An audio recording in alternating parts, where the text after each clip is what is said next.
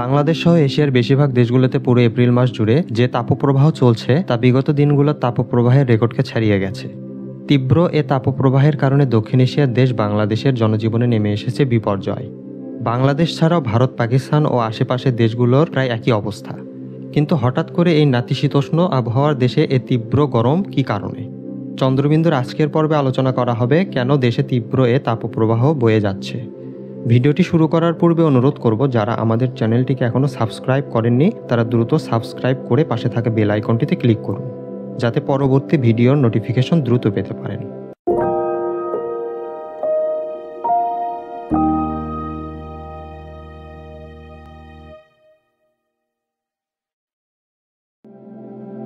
Hellenic national meteorological সার্ভিসের তথ্য মতে পরপর 3 দিন তাপমাত্রা 39 ডিগ্রি সেলসিয়াস বা 102 ডিগ্রি ফারেনহাইটের উপরে থাকলে এবং সেই স্থানে বাতাসের উপস্থিতি না থাকলে, সেই সাথে আর্দ্রতা বৃদ্ধি পেলে সেই স্থানে তাপমাত্রা বৃদ্ধি পাওয়াকে তাপপ্রবাহ বলে। যদিও ভৌগোলিকগত অবস্থান ও আবহাওয়ার তারতম্যের কারণে বিভিন্ন দেশ এটিকে বিভিন্নভাবে সংজ্ঞায়িত করতে পারে। সর্বশেষ 1995 সালের মে মাসে বাংলাদেশের চুয়াডাঙ্গা জেলার সর্বোচ্চ তাপমাত্রা 43.5 ডিগ্রি সেলসিয়াস রেকর্ড করা হয়েছিল। তারপর প্রায় দীর্ঘ 29 বছর পরে আবারও সমপরিমাণ তাপমাত্রা রেকর্ড করা হয় 29 এপ্রিল সোমবারে একই জেলায়। কিন্তু বর্তমানে চুয়াডাঙ্গা ছাড়াও প্রায় বেশিরভাগ জেলাগুলোতে সর্বোচ্চ তাপমাত্রা রেকর্ড হয়েছে।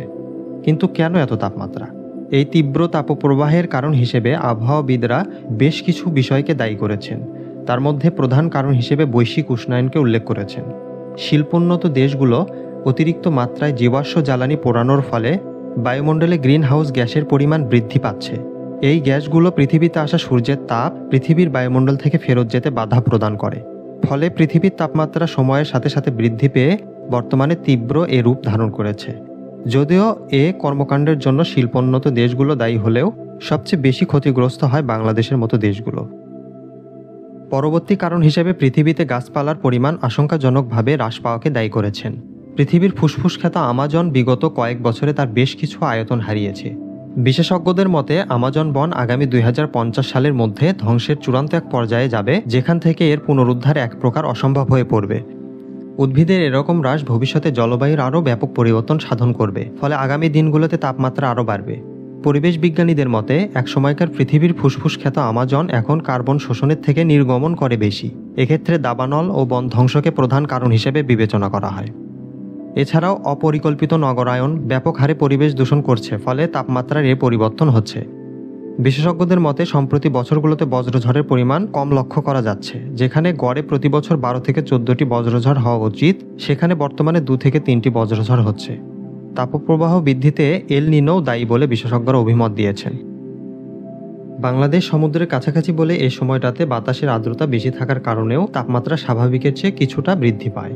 তবে পরিশেষে তীব্র এ তাপপ্রবাহের কারণ হিসেবে দীর্ঘদিনের জলবায়ুর পরিবর্তনকে দায়ী করা যেতে পারে। মানুষের প্রকৃতির ওপর অনিয়ন্ত্রিত থাবার কারণে পরিবেশের বিপরীতধর্মী আচরণ হতে পারে বলে বিশেষজ্ঞদের মত।